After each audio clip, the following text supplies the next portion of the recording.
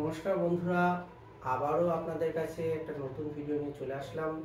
তো ভিডিওতে বলবার আগেই সবাইকে জানাই শুভ বিজয়া, প্রীতি ও শুভেচ্ছা। আর বড়দের জানাই আমার প্রণাম। তো ভিডিওতে বলবার আগে অবশ্যই আমি ডিসক্লেমার দিয়ে নিচ্ছি।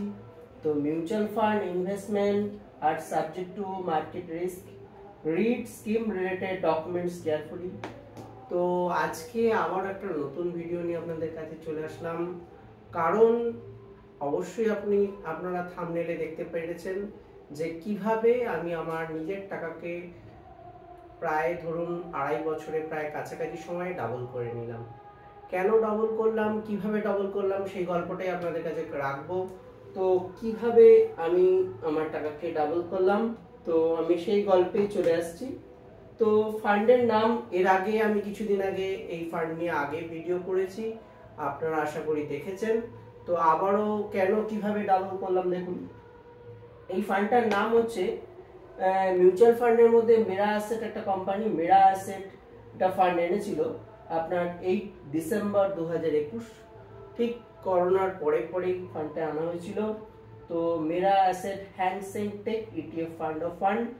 এই ফান্ডে যারা নাকি টাকা ইনভেস্ট করেছে, আমার বেশ কিছু ক্লায়েন্ট ইনভেস্টমেন্ট করেছিল, সেহেতু আমার কথার উপর আবারও বলে নিচ্ছি যে আমার কথার উপর ভিত্তি করে কখনোই আপনারা ইনভেস্টমেন্টে যাবেন না। ইনভেস্টমেন্ট করার আগে অবশ্যই আপনারা অফার ডকুমেন্টস পড়ে নেবেন, ও মিউচুয়াল ফান্ডটা হচ্ছে মার্কেটগত ঝুঁকি সাপেক্ষ, সেটা বুঝে ইনভেস্টমেন্ট করবেন। তো লঞ্চ ডেট ছিল 8 ডিসেম্বর 2021। যখন ফান্ড আনা হয়েছিল তখন থেকে ধরুন 21 সাল থেকে মার্কেটে যে ন্যাপ ছিল সেটা প্রায় ধরুন 10 রুপিস ছিল। আর আমি আমার ক্লায়েন্টদের এই ফান্ড অ্যাপ্রোচ করেছিলাম এবং অনেকে বলেওছিলাম এই ফান্ডের কথা, কারণ আমার মনে হয়েছিল এই ফান্ডটা কিছু ডিফারেন্স কিছু হতে পারে। কারণ মার্কেটে দেখুন, যেখানে বড় টাকা তৈরি হয় সেই ধরনের ফান্ড কিন্তু আগে থেকে কখনো জানা যায় না বা বোঝা যায় না। যদি আপনারা ভালো করে দেখেন, এই মুহূর্তে ইন্ডিয়ার কোনো ফান্ড যে মানে কোনো ফান্ডই মোটামুটি তেমন রিটার্ন তৈরি করতে পারছে না লাস্ট 1 বছরে।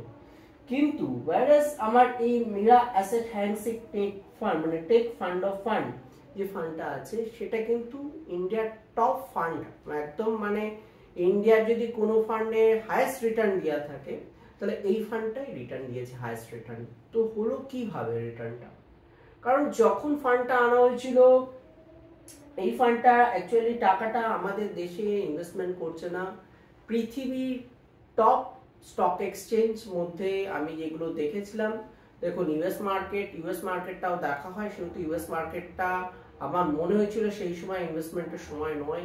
তো আমার মনে হয়েছিল মানে চায়না বা আমরা হংকং মার্কেট, যেটা হচ্ছে ইন্ডিয়ার বাইরের মার্কেট, আর হংকং স্টক এক্সচেঞ্জ। তো মানে হংকং স্টক এক্সচেঞ্জে ইনভেস্টমেন্ট হয়েছিল, চায়নার কিছু স্টক লিস্টেড আছে সেখানে। তো চায়নার টপ 30 টেকনোলজি কোম্পানিতে টাকাটা ইনভেস্ট হয়েছে আমাদের ইন্ডিয়ারই মিউচুয়াল ফান্ড কোম্পানি।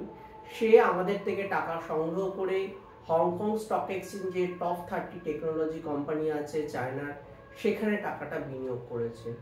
এবং সেটা দেখা গেছে মানে বাজার যখন ভালো হয় সেখানে সবাই টাকা দেয়।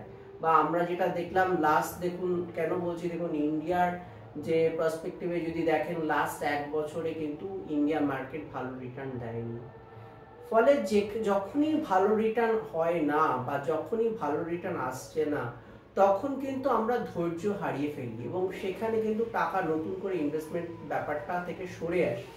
কিন্তু ইনভেস্টমেন্টের মাধ্যমে যদি আপনি বড় টাকা করতে যান বা আপনারা বড় টাকা করতে চান, তাহলে কিন্তু এখানেই বড় ঝুঁকি নিতে হবে, এবং ঝুঁকি না নিলে কখনো বড় রিটার্ন হয় না। ঠিক আছে? তো কেননা দেখুন, আমার মনে হয়েছিল যখন এই ফান্ডটা আনিয়েছিল 2021 সালে, তার আগের ঘটনা বলি, যে হ্যাং সেং টেক ইন্ডেক্স সেটা লঞ্চ হয়েছিল 27 জুলাই 2020। তারপরে মিরা অ্যাসেট আমাদের ইন্ডিয়ার লিস্টেড মানে ইন্ডিয়ার asset management company Mirae asset, actually সেটা কোরিয়ার কোম্পানি। সে যেহেতু হংকং স্টক মার্কেট সম্বন্ধে তাদের এক্সট্রা অর্ডিনারি ধারণা আছে, ওই জন্য তারা হংকং স্টক এক্সচেঞ্জের চায়নার যে টপ 30 লিস্টেড কোম্পানি সেখানে ইনভেস্টমেন্ট করেছে। তো যেমন ইন্ডিয়াতে দেখুন, আমরা যেমন নিফটি ইন্ডেক্স ফান্ড নেই, যেমন নিফটি 50 টপ 50 কোম্পানিতে ইনভেস্টমেন্ট করছে, ঠিক একইভাবে ওয়ার্ল্ডের টপ মানে স্টক মার্কেটের টপ মানে স্টক এক্সচেঞ্জের মধ্যে one of the leading stock exchange Hong Kong stock exchange, সেখানে ইনভেস্টমেন্ট করা হয়েছিল।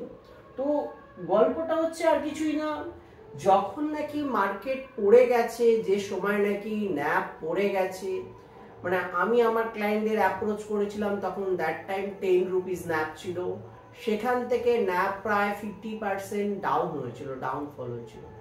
কিন্তু অনেক ক্লায়েন্টই আমার কাছে কোশ্চেন করেছিল এই সময়টা কিন্তু রিটার্ন ভালো হচ্ছে না, টাকাটা উইথড্রল করে নিই, টাকাটা তুলে ফেলি।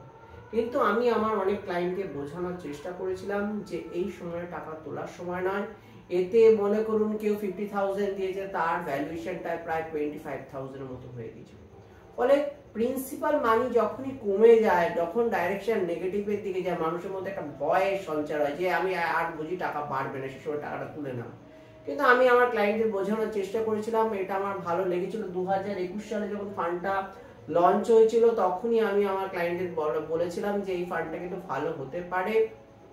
ভালো হওয়ার পেছনে কারণ হচ্ছে মানে ওয়ার্ল্ড মানে টেকনোলজি দিকে যাচ্ছে পৃথিবীটা, এবং সেখানে দেখুন ম্যাক্সিমাম যে মানে চায়নার যে সমস্ত কোম্পানি সেগুলো এআই টেকনোলজির দিকে, এআই বেসড টেকনোলজির দিকে ইনভেস্টমেন্ট করছে এবং তারা সেই এআই টেকনোলজির দিকে কাজ করছে। তো এই কারণে আমার মনে হয়েছিল যে এই ফান্ডটা ভালো হতে পারে ভবিষ্যতে, এবং চায়নার টপ 30 টেকনোলজি কোম্পানিতে ইনভেস্টমেন্ট হচ্ছে, এই কারণে আমার মনে হয়েছিল এটা ভালো করতে পারে ভবিষ্যতে। আর একটা বড় কারণ ছিল চায়না মার্কেট প্রায় 50% ডাউন ছিল সেই সময়, হ্যাংসেং টেক ইন্ডেক্স প্রায় 50% ডাউন ছিল। তো ওই সময়টাই ফান্ড হাউস এই ফান্ডটা নিয়ে এসেছিল। তো যখন নিয়ে এসেছিল তারপর থেকে ওখান থেকে মার্কেট আরো পড়ে গিয়েছিল। যখন আমি ন্যাপ 10 রুপিসের ন্যাপ আমি আমার ক্লায়েন্টদের দেওয়ার চেষ্টা করেছিলাম, সেখান থেকে প্রায় 5 রুপিস 6 রুপিসের কাছাকাছি ন্যাপ চলে গিয়েছিল। কিন্তু আবারও সময়ের সাথে সাথে যদি মানুষ মানে ম্যাক্সিমাম শর্ট টার্ম ওরিয়েন্টেড মানুষ চিন্তা ভাবনা করে, আজকে কিন্তু ন্যাপ কারেন্ট ন্যাপ প্রায় ধরুন আমি লিখেছি দেখুন, ন্যাপ হচ্ছে 15.11, অর্থাৎ যারা 10 রুপিসের ন্যাপ নিয়েছিল তাদের আজকে প্রায় ধরলে দেখা যাবে যে মানে 21 সালে আমার নিজস্ব 22 সালে ইনভেস্টমেন্ট, যাই হোক 22শে জানুয়ারিতে যারা ইনভেস্টমেন্ট করেছে তাদের প্রায় ধরুন জানুয়ারি থেকে প্রায় ধরুন 3 বছর 3.5 বছর 3 বছর 8 মাসের মতো সময় হয়েছে, সেখানে 50% ডাউনফল হয়েছে ন্যাবে। তো সেখান থেকে রিকভারি করে কিন্তু প্রায় 15 রুপিস ন্যাবে চলে গেছে, অর্থাৎ যেখানে নাকি 10 টাকা ন্যাব 5 টাকায় নেমেছে এবং 5 টাকা থেকে আবার 10 টাকা ন্যাবে গেছে, সরি 5 টাকা থেকে আবার 15 টাকায় গেছে। তাহলে এইটাই আমার বলার কথা যে আমি দেখুন আমার নিজে আমি ইটিএফ এর মাধ্যমে এর দুটো ফান্ড লঞ্চ হয়েছিল। একটা হচ্ছে দেখুন যারা নাকি মিউচুয়াল ফান্ডে ডাইরেক্টলি মিউচুয়াল ফান্ডের মধ্যে টাকা লাগাবে তাদের জন্য ছিল Mirae Asset Hang Seng tech ETF fund of fund, আর আমি নিজে ইটিএফ কিনেছিলাম মানে আমার ডিম্যাট অ্যাকাউন্টের মাধ্যমে। তো এটার নাম হচ্ছে দেখুন আমি লিখেছি এনএসসি নাম হচ্ছে MAHK take, MAHK take TCH take, এইটা দিয়ে এনএসসি তে সার্চ করলে দেখতে পারবেন। তার ন্যাপ চলছে 29.66, কারেন্ট মানে আজকে যে মার্কেট ক্লোজিং হয়েছে তার ন্যাপ ছিল 29.66। তো এইটা আমি এক্সচেঞ্জের মাধ্যমে আমি শুরু করেছিলাম আমার ইনভেস্টমেন্টটা 23 সালে জানুয়ারি থেকে। প্রথমে 16 টাকায় নিয়েছিলাম, তারপরে দেখুন ফেব্রুয়ারি 2000 প্রথমে 25শে জানুয়ারি 2023 কিনেছিলাম আমি অল্প কিছুটা ইউনিটস কিনেছিলাম। তারপরে কিনেছিলাম হচ্ছে আপনার হচ্ছে 3 ফেব্রুয়ারি 2023 কিছু ইউনিট কিনেছিলাম, সেখানে 16 টাকা 22 পয়সায় কিনেছিলাম।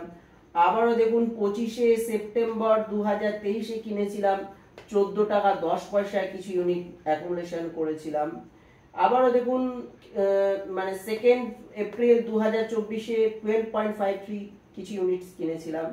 এবং দেখুন আপনার মানে 8 মে 2024 13.76 নিয়েছিলাম, কিছু ইউনিটস নিয়েছিলাম। আর 16 মে 2024 লাস্ট হচ্ছে 14.66 কিছু ইউনিট নিয়েছিলাম। এভারেজিং মানে আমার দাম পড়েছিল 14.81। এটার সাথে এটা তুলনা করবেন না, কারণ এটা হচ্ছে মিউচুয়াল ফান্ড থ্রুতে ইনভেস্টমেন্ট হয় Mirae Asset Hang Seng tech ETF fund of fund, এর ন্যাপ চলছে 15 টাকা 11। কিন্তু ইটিএফ যারা কিনবেন এক্সচেঞ্জের মাধ্যমে অর্থাৎ ডিম্যাট অ্যাকাউন্টের মাধ্যমে, তার ন্যাপ কিন্তু 29.266 চলছে, যেটা নাকি প্রায় 22 রুপিজে নিয়ার অ্যাবাউট স্টার্ট হয়েছিল, সেটা কিন্তু প্রায় 29.66 চলছে। অর্থাৎ দুটো ক্ষেত্রেই যদি দেখেন, আমার যেটা কথা, আমার মনে হয়েছিল যে টপ এক্সচেঞ্জ গুলোর মধ্যে আমার একটা ইচ্ছা ছিল যে ফরেন কিছু ইনভেস্টমেন্ট আমি করব। তো ফরেন ইনভেস্টমেন্টের আমি দেখেছিলাম এবং আমার মনে হচ্ছিল ইউএস মার্কেটের ভ্যালুয়েশন অনেক হাই আছে, ইন্ডিয়ান মার্কেটের ভ্যালুয়েশনও গত বছরের আপনি যদি 23 সালে দেখেন সেখানে একটু ভ্যালুয়েশন হাই ছিল। তো আমার মনে হয়েছিল যেটা নাকি চায়না বা হ্যাংসেং হংকং মার্কেটে যে ভ্যালুয়েশন সেটা অপেক্ষাকৃত অনেক চিপ আছে, সেহেতু আমি ওই চিপ ভ্যালুয়েশন অনুসারে আমি কিন্তু ওখানে ইনভেস্টমেন্ট করেছিলাম। তো সেই থেকে অল্প অল্প করে ইউনিট কিনে আমার কিন্তু 14.81 হয়েছে, আর আজকে 29.66 প্রায় ধরুন আমার টাকা, আমার নিজের টাকাটা 2023 থেকে ইনভেস্টমেন্ট করেছি, এবং যদি আপনারা দেখেন আজকে হচ্ছে 2025 সেপ্টেম্বর, তাহলে সেখানে প্রায় ধরুন 2-2.5 বছর 2 বছর 6-7 মাসে আমার কিন্তু প্রায় ডাবল হয়ে গেছে, 2.5 বছরের মধ্যে টাকা প্রায় ডাবল হয়ে গেছে। তো আর কিছুই না, আমি দেখুন আমার একটাই যে কথা বলবার এখানে, যখন ন্যাপ পড়ে যায় তখন কিন্তু আমরা নর্মালি ইনভেস্টমেন্ট করতে আগ্রহী হই না, ওই সময়টা মনে হয় যে আর হয়তো বাড়বে না। তো আমি কিন্তু সেই সময় নিজে কিন্তু দেখুন এখানে দেখুন কিছু কিছু ন্যাপ গুলো দেখুন, যেটা আমি ডিম্যাটের মাধ্যমে ইটিএফ কিনেছি, সেখানে ন্যাপ দেখুন 12.53, ওখানে আমি ইনভেস্টমেন্ট করেছি।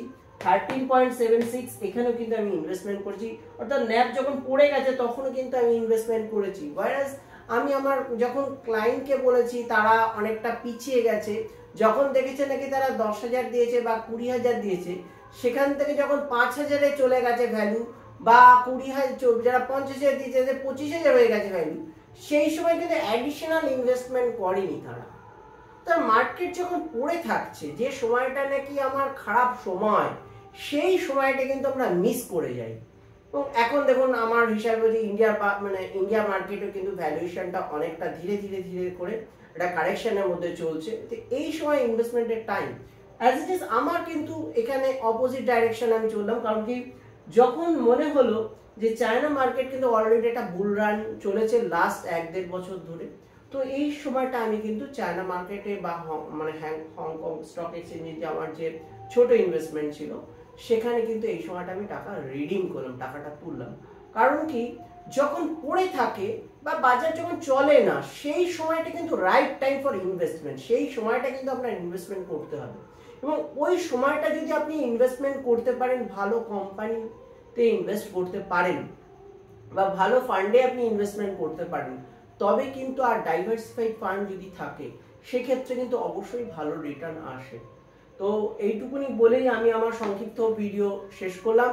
তো আমার ছোট্ট ইনভেস্টমেন্ট, আমি আমার টাকাকে ডাবল করেছি প্রায় 2.5 বছরের মধ্যে। এই আনন্দে আপনাদেরকে এই ছোট ভিডিও তুলে ধরলাম। তো ভালো থাকবেন, সুস্থ থাকবেন, এইটুকু বলি নমস্কার, এইটুকু বলি আমি শেষ করলাম।